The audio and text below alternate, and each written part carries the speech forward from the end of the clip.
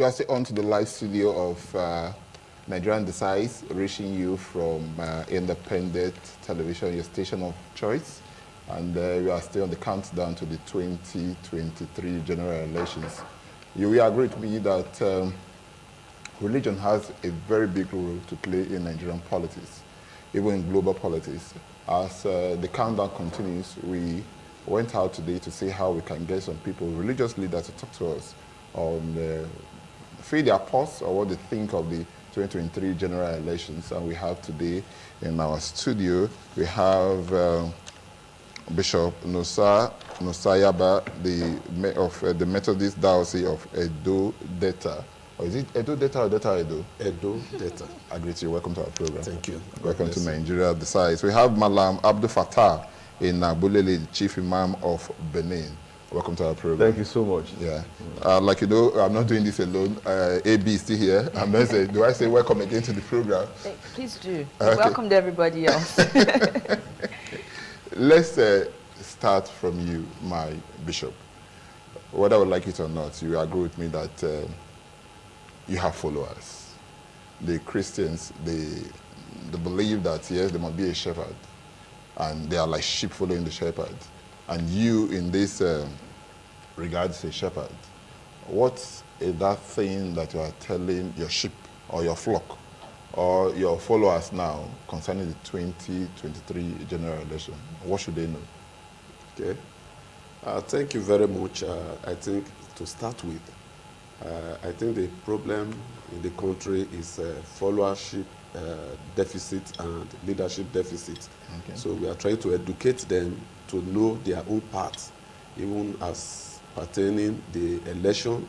And apart from that, also towards the elections and so to know that even the Bible injunction in Romans chapter 13, verse 1, makes us to understand that we should pray for those in authority, and that every power and authority of the day all comes from God. So it is our responsibility to let them know first to support the government and to play their part also too, to also elect the leadership they want, not buying out. So that is what we are letting them know. Let them participate in all, so that they will be able to eradicate the voter party that is going on. They should not be afraid. They should go, and it is always better to fight, to die while fighting, than running away. So we are letting them know that they should play all their part, but first of all, they should have it in their mind, that the mindset that they are to support government. We are to pray for government. We are to see all we can do to make things run well. Like what I often tell people, the government is, to me, is like a driver. You cannot fight your driver. You cannot distract your driver. The best you can do for a driver, I have some bishops who will even stay in a hotel with their driver, sleep with their driver, give their driver the best of food and so on, so that they'll be happy. So that is my advice. Okay. Advice and education to the people, especially the Methodist congregation in Edo Delta. Okay, I think before we let our Madam talk, let me still stick with you, sir.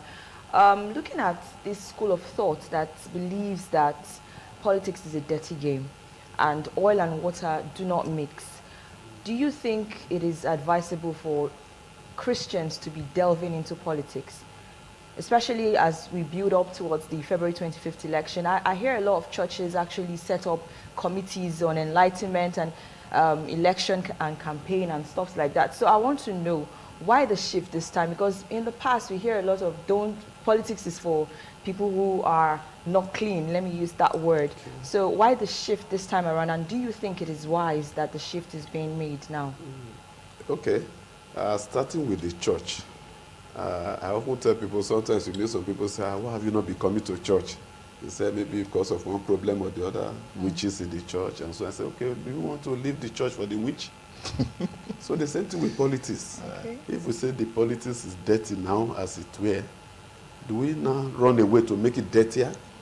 It is our presence that will make the place better. Just like this studio, for example, if you off all the lights here, the place will be dark. Sure. And if you have just one candle here, you have a little illumination here. So we should we should join them. We should clean up the place if we say it's dirty actually. So it is our participation that will change the place. It's just like this place, even if it has belonged to, even if it's for a particular set of people, if you bring in another group, you see gradually things will be changing. Because they too will be aware that there's a presence of somebody else. Yeah. So that is why we are educating our people, let them participate, not just even in the position, to occupy positions, even from the onset, from the credo. Let them join in these ad-hoc staffs. Yeah. Those people, let's join everywhere. Let's be in all sectors. Just like the politicians are also saying now, stay not just to vote, but after voting, stay around. Let your vote be counted. Yes. Let the result be released, and then you go home. Okay, Chief Imam, let me ask the Chief Imam himself this question.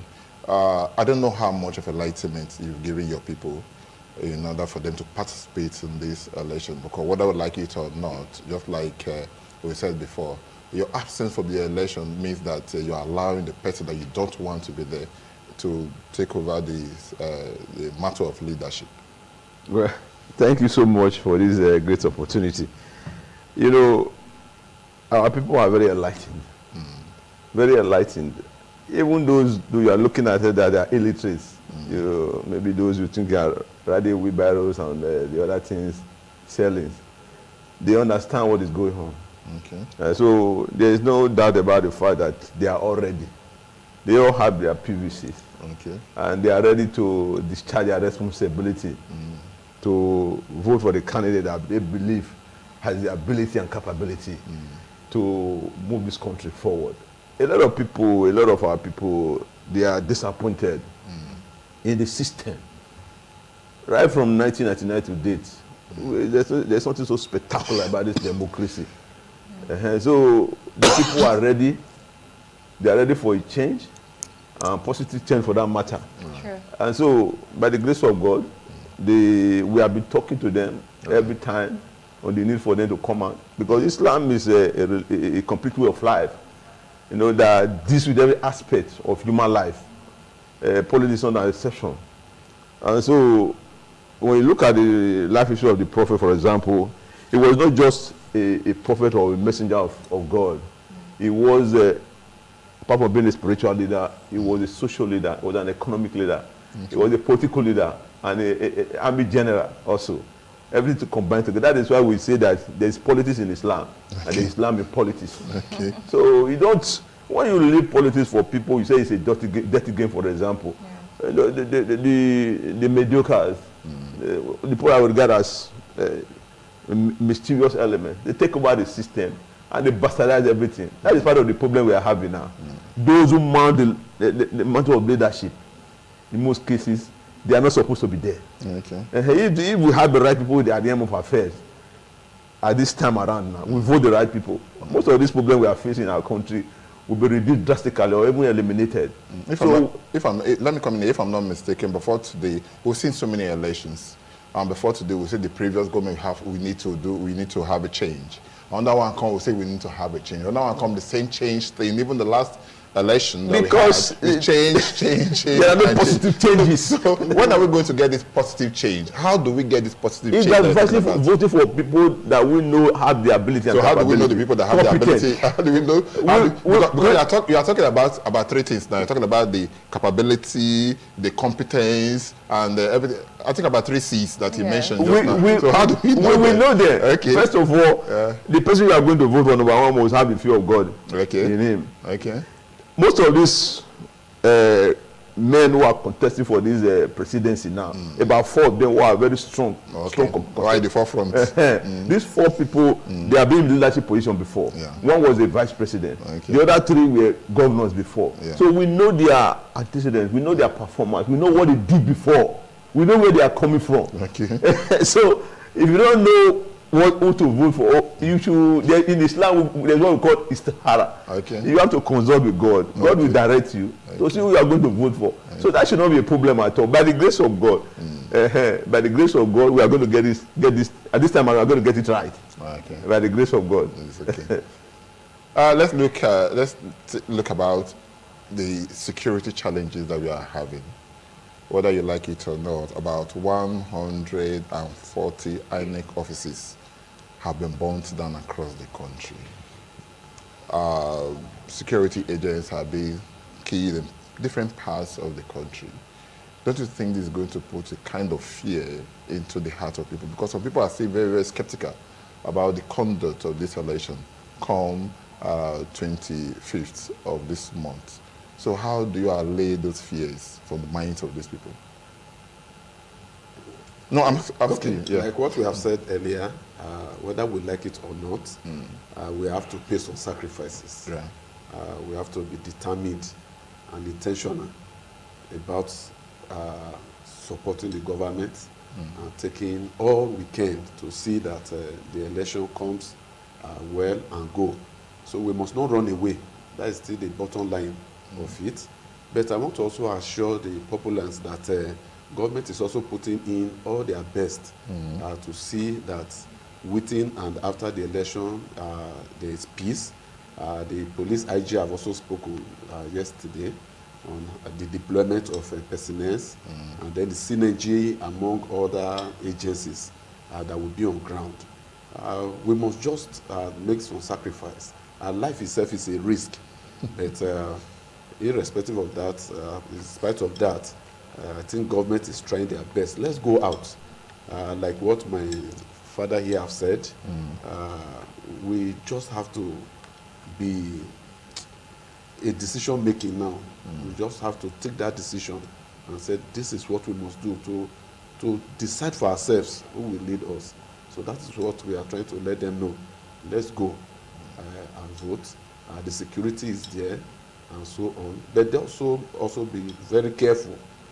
They should not also be part of the problem we are also Trying to solve. They should not join. They should not participate. I don't like violence, but I also believe that we should not also be silent. We must speak out, and we must do all we can to see that it's a success. Okay, you made mention of violence just now. I want us to go to the aspect of thuggery. Politicians using youths especially to carry out acts of thuggery to also disrupt the electoral process. Let's come home now. We have a lot of churches. If you go to streets, if you go to major roads, you can see at least 2 or 3 churches on almost all streets. Now, it means a lot of persons go to church. Now, when you go to church, you're expected to hear the word of God and, of course, put it into practice. Now, these people who are being used to carry out acts of thuggery, are these people not people who go to church? Why is crime still on the high side? Especially electoral crimes. Yes, especially electoral crimes. Are we not preaching this in the church? I would also throw the question to the Chief Imam later on, so I want him to start thinking about it. Okay. Because on Fridays, you get to see a lot of persons tripping into the mosque around. In fact, the crowd is usually high. So I want you to also think about that before we get to you. Okay. Well, like what is being said, that Nigeria is a religious place. Sure. Everybody certainly have one God or the other. Either you are a Muslim, you are a Christian, or the traditionalist. These days we have places people go for worship, but it is unfortunate that it's not all that go to church that are even the Christians themselves. Just like even in the Muslims, you see all of them go. But I want to say that one of the major problems we have is this leadership deficit that have resulted to so much hardship that we are facing now. A lot of people are facing depression, they are in trauma, psychological problem, this hunger now especially, no cash and so on. So people can be led to anything. People can be forced to do anything. But that is not also encouraging it, but to let us know that because of the situation, and they have, even those in government have also maybe intentionally driven us to that point where people will now be forced to do what they would not have done because of what they are passing through. They can easily be influenced, and that is why you see the youth population when you look at even the youth, for example, no work, people go to university now. Somebody was saying the other day in the media that in Nigeria, you don't plan what you will become. It is the government, society that plans for you. That plans for you. A lot of medical personnel now, a lot of professionals, they are doing some menial jobs. And some of them are jackpine. Yes, and some of them have not eaten, even in the church. Some of them have not eaten. Even what you are saying, even in the church these days, at times we make announcements, hold your phones, hold your this, hold your that, because they are even in the church there to steal your phone. Even during prayers, there are people there that have just come intentionally for that. And so it is because of what we are passing through. But we pray that by the time we decide this 25th, who our leadership will be, and we also pray that things get better, because like what you have said earlier, I've just seen that most often we always pray for a better, but we are going worst and worst. But this time around, we are praying to God that God will help us. There is nothing that is beyond remedy. Yeah. So that is what I would say to that. All right, same question goes to you, Malam. Because you even got an expo. The problem we have is in our society today is that many of us are very religious, but we are very ungodly when it comes to the issue of trying to make sure that there's peace and tranquility in our society.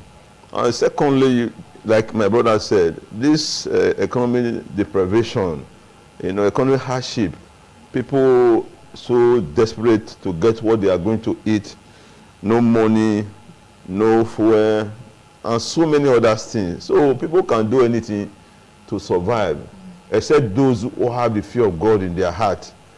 Like he said, people come to the mosque too now. We don't need to come here to deceive ourselves. People come to the mosque here now. The only thing they have not stolen is human being. So we will tell them, look, when you are here, keep your things well. So that if anybody takes your thing, don't come and meet a chief imam. I don't have anything money to pay you back. So it has gotten into that level. So what my own advice is that we are appealing to our political leaders, because political leader controls every aspect, every other aspect, economic, social, spiritual, traditional, everything. So we are appealing to them now that leadership attains a lot of responsibility. You are there today, you have to fulfill you are campaigning and making promises here and there. When it's time for you to fulfill those promises, because if you cannot fulfill them, it's a sin on you. It's a big sin, and you are going apart from fulfilling your promises to the people, you are going to stand before God Almighty to give account of your stewardship. God has blessed this nation. We have everything that should make this nation one of the greatest in the whole world. But we just need these leaders. Nigerians are not demanding too much from the people, from their leaders.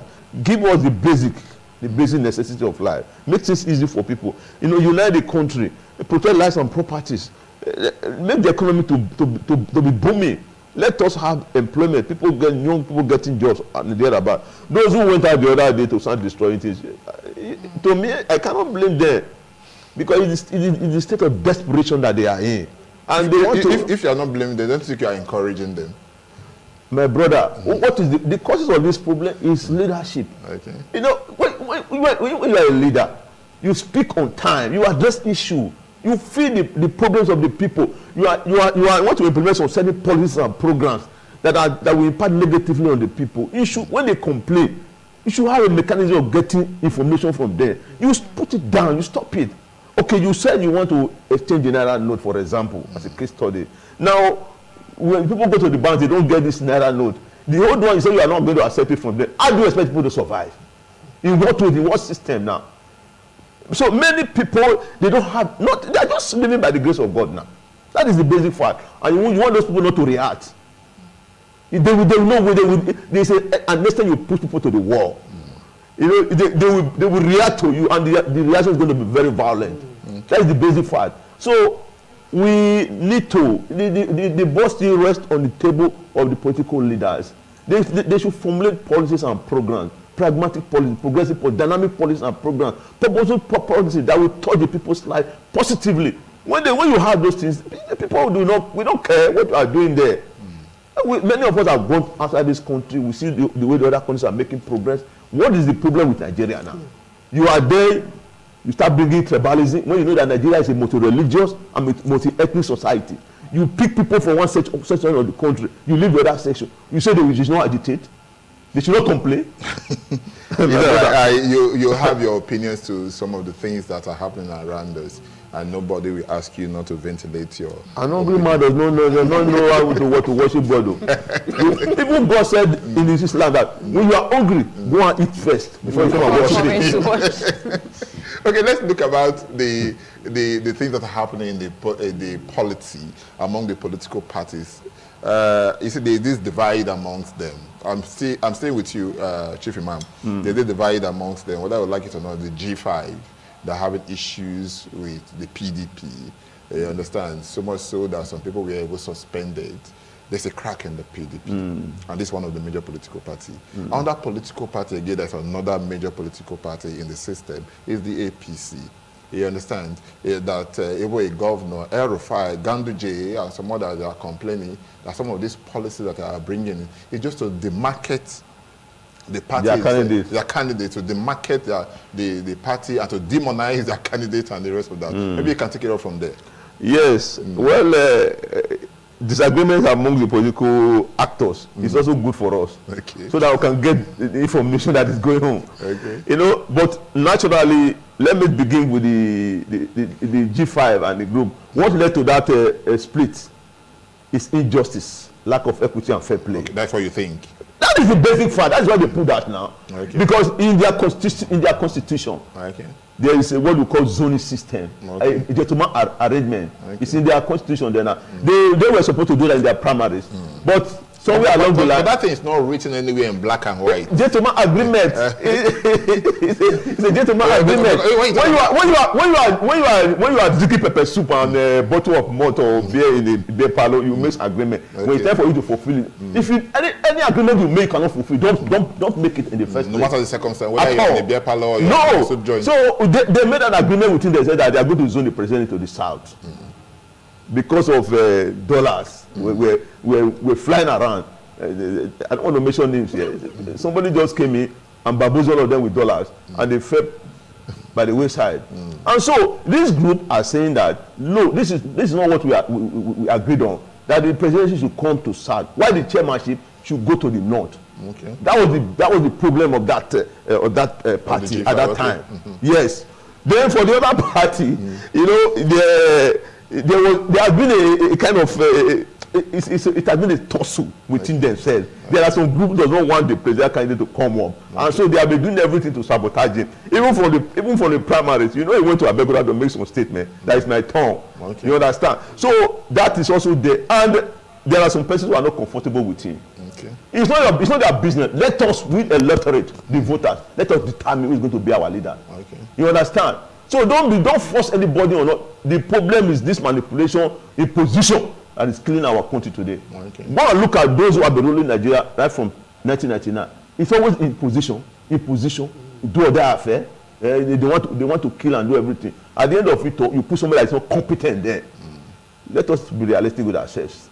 The man who's ruling Nigeria today, even in his home state, Katsina State, anyway, he's the most qualified person. It's not the person we are discussing. No. I'm not giving an example. It's not the one we are discussing. No, I'm giving an example.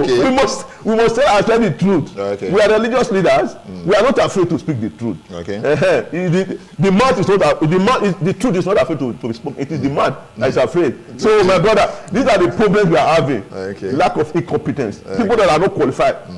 You know, assume the position of leadership, and at the end of it all, they will bastardize everything. Let me make policies that will not better the people's lives. Maybe before I come to you, let me just ask the bishop this question: these divides or the crack in these two major political parties, what kind of thing is it in any way going to profit the man on the streets?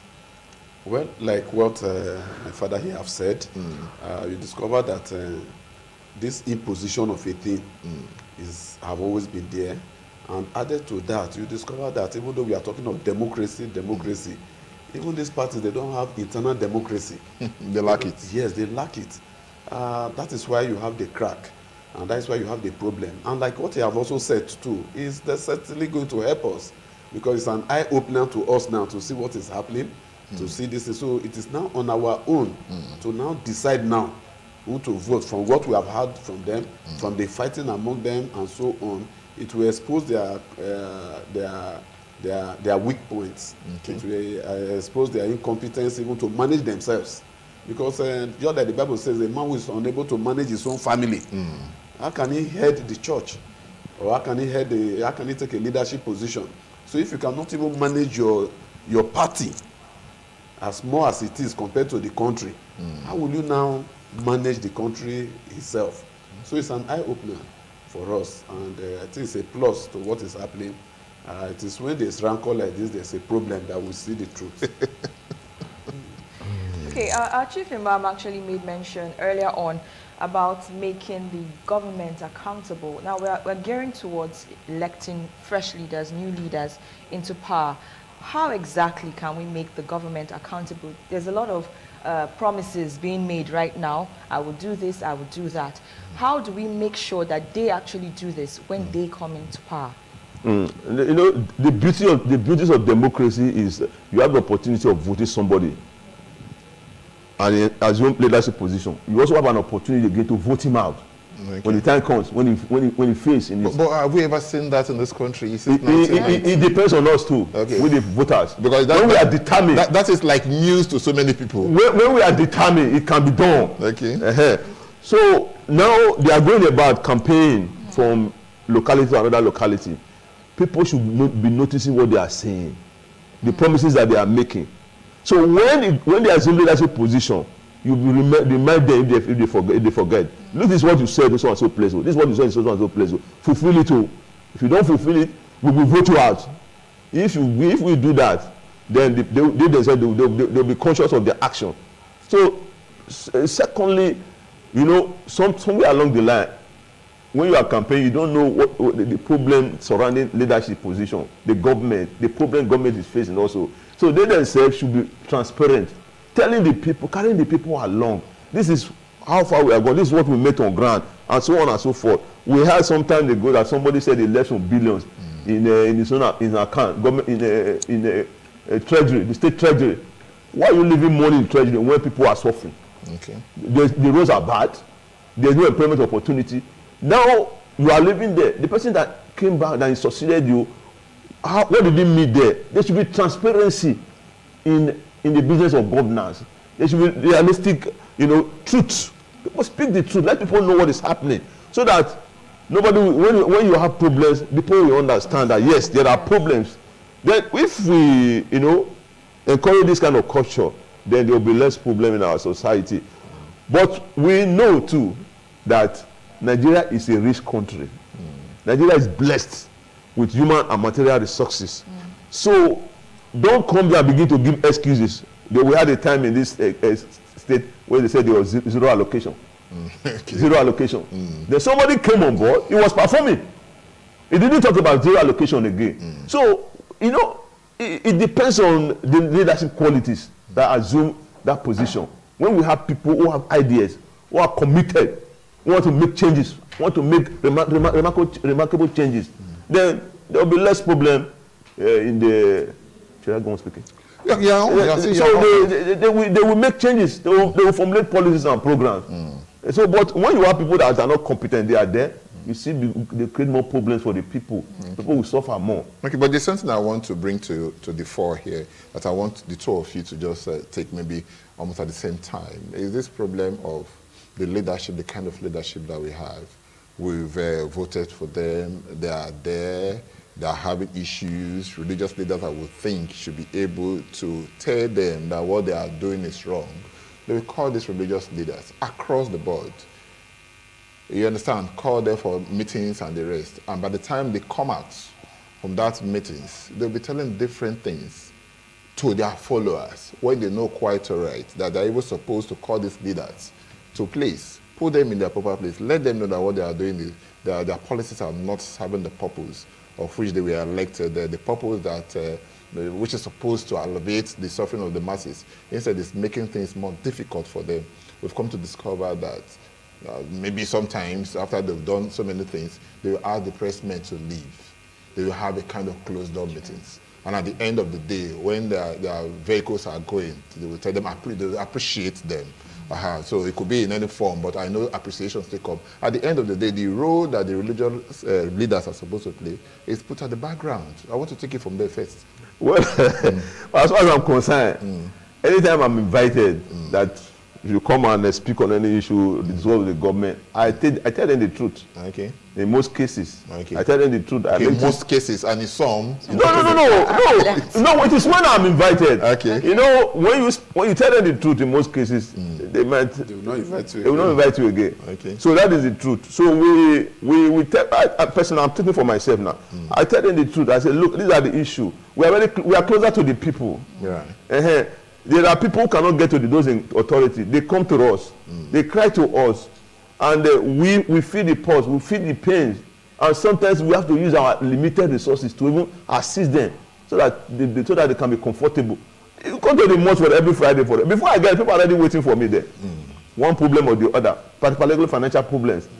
So we in most cases, when you meet with these leaders now, the political leaders, the governors and the presidents and all of that. Let me tell you the truth now. Okay. Let me tell you the truth. In most cases, they don't. When we tell them, they don't invite us. Okay. They don't, because we tell them the truth. The truth. And sometimes even when the pressmen come to interview or to speak on an issue, when we even speak the truth, they will edit it. They will edit it and go and say other things.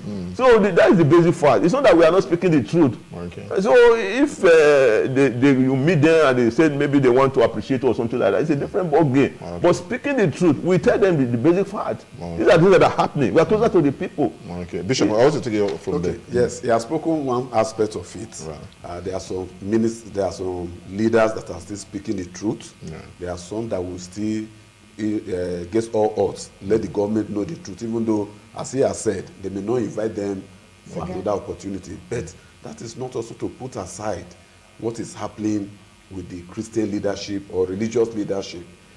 Most of them, not just only leadership, you find out that it is from every sector of this government, of human life, from the gate man to this, to that, even to the election itself. There's a lot of money influence now. People are being influenced in every way. And everything in this country now, especially with the kind of government we have now, it has to do with money and money. Even to get them voted. Like we have always been using the word here, that we voted them into power. How many of them did we actually vote into power? We didn't vote them. Many of them... But they can't vote themselves in now. Yes, we know, but we know what is happening. Many of them, like what is happening now, intimidating people, buying of votes, manipulating system. Is that one voting people into power? And that is why sometimes it's very, very annoying to me when after they have even entered the power, they come to church or they go to the mosque to say they want to do Thanksgiving.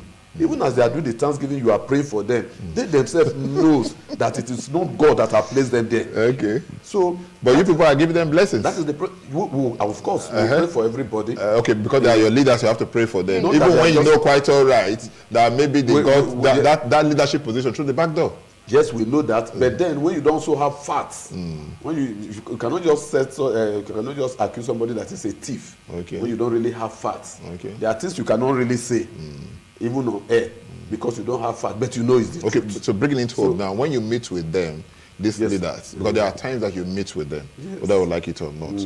So why don't you pounce on that opportunity to advise them? Like what he's saying, we do. Like what he has said, it's not everything you say in that meeting that will be shown on air. Okay. Things will be edited, the program will be edited and everything. I know, for example, I'm just coming from Abuja. Okay. For example, when you are going to meet the present government now, your phones are taking everything. They are taken from you. Right. And so that there will be no maybe recordings and so on. But by the time you go out, maybe by the time you make a very long statement, the good aspect of it is what they will come and tell the people. Okay, the area where you praise them. And then sometimes too, you find out that they can even arrange people to dress like religious leaders and also meet with them. You see what happened the other day when we were talking about one of the party that arranged people to be dressed like ministers. You think arranged? Yes, arranged, because there were some video clips about that. And we in the Christian body, we know that those people certainly are not one of us. Okay. We know them.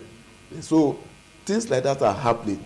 So it's not that people are not telling them the truth. We tell them the truth. And then one other aspect again is that even in national security, there are certain things too that should not even be said out. Okay.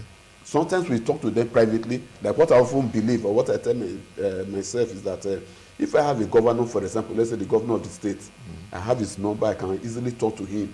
There are things I can tell him, I will not tell the public. Okay. If it's a listening governor, there are things I will discuss. There are things we talk, even in prayers. Sometimes we even pray for them and put our desire in those prayers. Okay. And so on. But if it's a governor that is not listening, the government that is not listening, that's when you go to air. But let's not forget so soon that the right to be listened to does not include the right to be taken seriously. It could be a very good listener. Doesn't mean that what you've told him Yes, at is least, going to take no, it. but at least he has listened. It's a part of it. But there are some that will even block you. You can't access them. And that is what is happening in the country today. Okay. For example, like now they are campaigning now, they go to where they are selling akara, they will eat akara. They go to this thing, they go to the market women, they go to this, they are going to churches and all those kind of things. But by the time they enter, you can't even gain access to them. Yeah. You can't reach them. Okay. It is only on occasions, one thing or the other, that we invite you. I'm talking about your car being filled with money and so on. It's just No, I didn't say it's being filled with money. I didn't say they appreciate you. No, appreciation, and that's what I'm saying. But then is what we just call honorarium, because there's no how somebody will come to your house, for example, No, no, that you appreciate the not person. appreciate the person. You put a drink on the table. But we have also heard that we have some government who say that government is not a business center. Okay. Yes, we also have some that also hold it. It's not all of them that gives. It's not all of them that gives, actually. But then it's hospitality. You can't remove that. But that does not make you close your mouth. Okay, to the truth. Yes, and then it's also unfortunate too. Another aspect of it is that there are some of us now too. It's just like you have people vying for leadership. By the time they are vying for that leadership, their statements and this is different. But by the time they get there, they tell you different things. Even some of us that are even pastors today. For example, maybe I made a PA or SA today. You see me start singing the praise of the government. Which Even ought when I not know to that be. things are ought not to be, and so there are so many things. Okay. No, please let me just say this. Okay. You know, I can see you be raising your hand. even when you get to that position through dubious means, you rig the election or something like that, manipulate the election to your favor and get to that position, it doesn't mean that you cannot even perform well and do the right thing. Okay. Look at the late Yaradua, for example, now. When he got to that position, he confessed to Nigeria that the election process was not decent. Not decent. Right. But he came out with agendas and he started working. It was because of the sickness that he had to die. His head faded. The man was working, as a matter of fact. Seriously. His implementation of programs and policies were very okay. Betterment for the Nigerian people. So you can get there and also try to work. Even when we get there, you want to serve. That is why you are fighting to get to that position. So when you get there, you also try to do something good. That's the way I just look at it. Even if you get to the two dubious means, you can still work and win the people's hearts. People will forget about how you got there.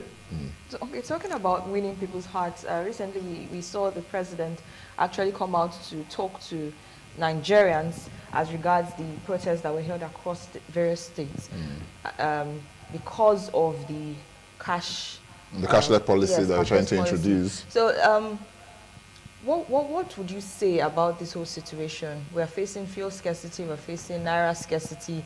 What is your advice to government? And for the government coming into power, what would you say to them? And even to the electorate. Let me start. Of course, she's closer to you. That broadcast is belated. Okay. People have started grumbling, fighting, destroying properties, going to banks, went to the central bank. People were killed. Is it now you are coming to broadcast to the people of Nigeria, or your people?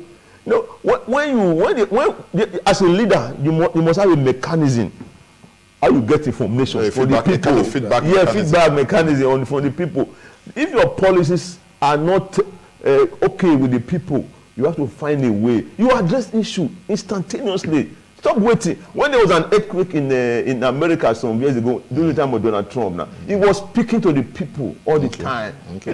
If you cannot speak, you have information minister, there are other people there. Let them address the issue. Somebody in government must talk to the people. Yes, you just keep quiet. People were complaining They were complaining, you kept quiet, and the bad guys were planning. Immediately they took to the street and started destroying things. Is it now you are now coming? If you want to implement the new currency policy or whatever they call it, you first of all, this is not the first time we are changing currency in Nigeria. No. It comes in a systematic method. You go with your old currency to the bank, they give you a new one, systematically to fade that, but you just say emote.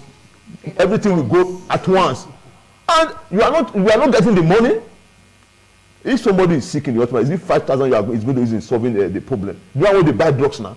You say you go, even to get the 5,000 from the bank, it was a problem. The old currency, it got to a stage. Why the people got annoyed was that the old currency, they said they were not going to take them. What kind of policy is that? Then you expect people to keep quiet. It's not done anywhere. We are even lucky. If this kind of thing happens in an Arab world, maybe the story would have been different. Okay. I'm telling you. Okay. So we are lucky. We should be grateful to God. Whoever emerges as the next president should learn from all this. I don't think things will be so bad like this. Okay. You know, we are not enjoying the democracy at all because of lack of incompetent leaders. Added to what you have said, you see, that is the problem of mechanism for accountability. You find out that you asked a question about accountability some time ago. We are living in a country where there is no accountability. The system of government is not working. The parastatals, the arms of government, they are not working. Everything has been bought over, maneuvered, and what's so on. I don't know what to say about it. And that is why sometimes it results to violence before they listen. Because if you have the peaceful riot or peaceful demonstration, they won't listen. If you do so many things, it is only when, because Nigeria now know how to only react to violence. When you are pushed to the wall, that people will now bounce back. I think that is one of the problems that we are having. The government, what I want to say to them, those that are in power, from the presidency to the least, is that the Bible says in Psalm chapter 62, verse 11, that power belongs to God. Everybody should have that one behind his mind. Like what my daddy have said here, that even no matter how you have gotten into power, you can still perform, you can still do. No, have the fear of God. We have stressed on the fear of God first, and also know that we are serving man. But if you are there to serve yourself, that is where we have the problems that we are having. That people are unable to feed, you have money you cannot spend. It was so annoying. I was in one of the banks, for example, that day I had a problem with my car. I got to the bank with about 500 naira. And then the bank said they were going to pay, they were paying 5,000 before. Sorry, sir, they even reduced it to 2,000. Yeah. Yes. They said they are now to 2,000. So, though I didn't go there to collect money that day, but I saw somebody cry there, say, I came here with 500 naira, I will go back with 500 naira, you are giving me 2,000 naira. What have I collected? And before that man finished speaking, we heard that there was no cash again. So even with your 1,000 coming to collect money, you have nothing. And then you are talking, he was also talking about the using 5,000 for medical. Medical something is even, to me, is secondary. Hunger. Going to the market. Hunger. Your children, you have left your children at home, you want to buy something. It's so difficult now that even your children, how will you feed your children? Especially the population that don't even, they are not ICT compliant. They don't even, there are some people now, when you talk about POS and so on, it's not their business. When you talk of anything money, even going to ATM, some people don't have ATM card. So you said no money in circulation. And then the little money you have is now taken away from you. Taken away from you. You can't spend, you can't do anything. They actually push people. It's because we don't have the accountability. Okay, let's come back to the politics proper. We are staying in it. Let's look at the beavers, the INEC. Do you have enough trust in INEC to conduct this election? And then let's not forget so soon that the last time we had an election was that of Ekiti and Osun states. And INEC was bold enough to say that there cannot be better elections than that one, that the issue of overvoting will be taken care of and all of that. But funny enough, at the end of the day, INEC itself came to the tribunal to say there were cases of overvoting, you understand, even using the beavers. And at the end of the day, the election that we thought that they were even using a kind of model to say the best and all of that was faulted. Even one of their own came to say there were reasons for that election to be faulted. And so what kind of trust? Can we still trust INEC to conduct this election? Well, let me start with this by appreciating the president for signing the electoral reforms. This is a really bold step that many people were fighting against, that it should not. I want to also thank for some time now, even from Buhari, even to the previous government, you can see some reformations that are taking place. I think things can always get better, but I think we have gotten to a stage where we will say that they have tried. Added to that, you discover that, like what you are saying now, why was it discovered in the court later that there was a problem? It is because of the reforms, because of the beavers and so on. But before the beavers, you don't get to know. But they told us that everything the House will do about voting and the elections. Yes, people must manipulate. No matter the system you put on ground, especially in Nigeria, people want to manipulate the system. But the system sometimes, the truth will also come out. It's because of all this reform. But I want to say that the stage we are now, let us rally around. Yes, let's not, if you use the word trust, it may not be 100%, it may not be this, but I'm not giving percentage, but I want to say that the stage we are now, the INEC have tried. We should really trust them, we should look at them and so on, and then we should do this thing, and then we should put everything on test.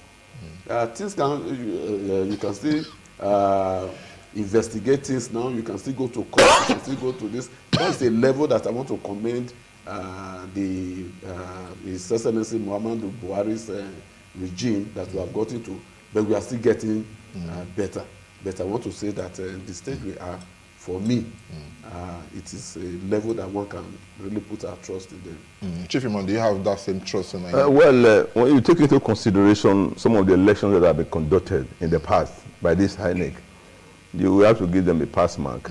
What we have to do is to encourage. Their model was faulted. Yes, we have to encourage them to do more. It's not that 100%, but we have to encourage them to do more. They are human beings. They are Nigerians too now.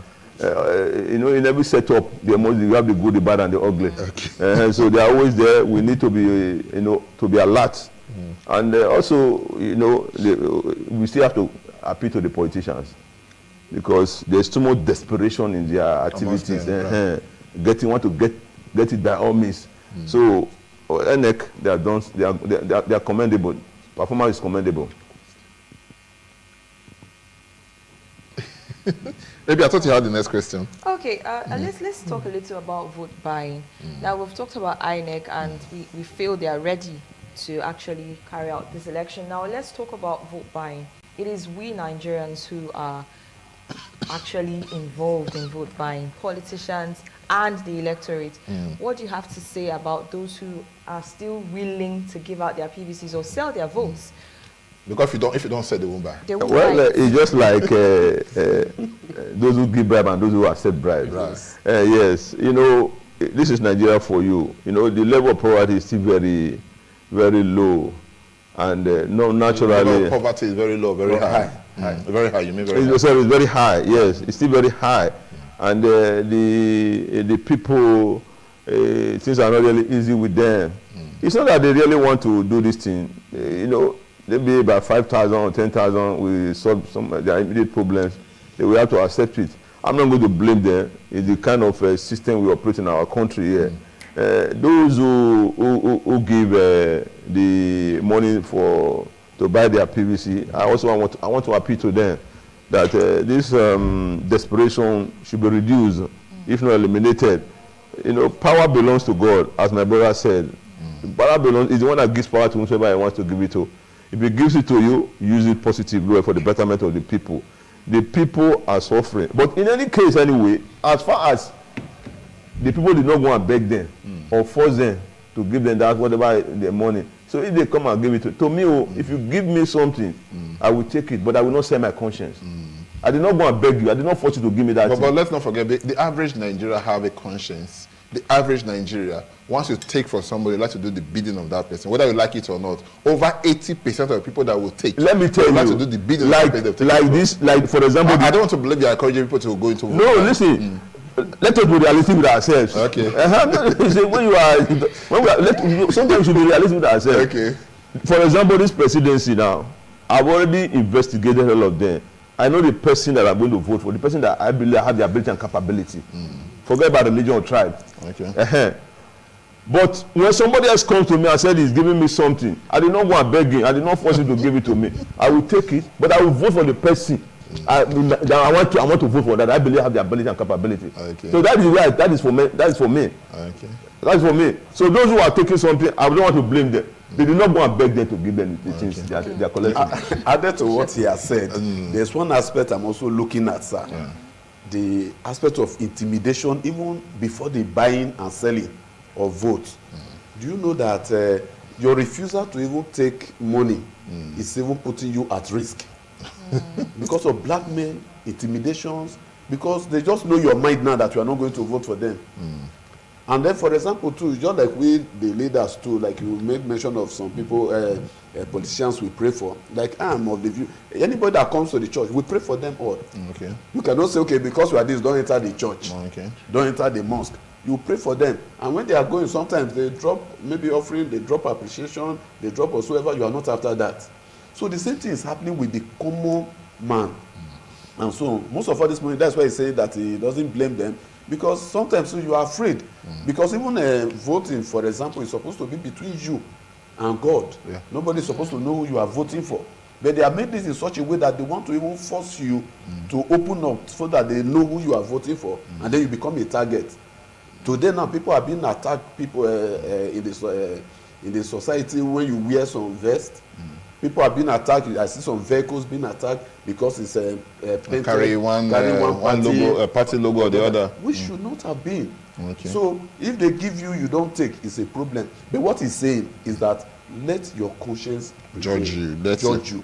And then there was a time too in Nigeria, I don't know what is going to happen now in this election, where there were some cameras, secret cameras that were placed at the polling units to see who you are voting for.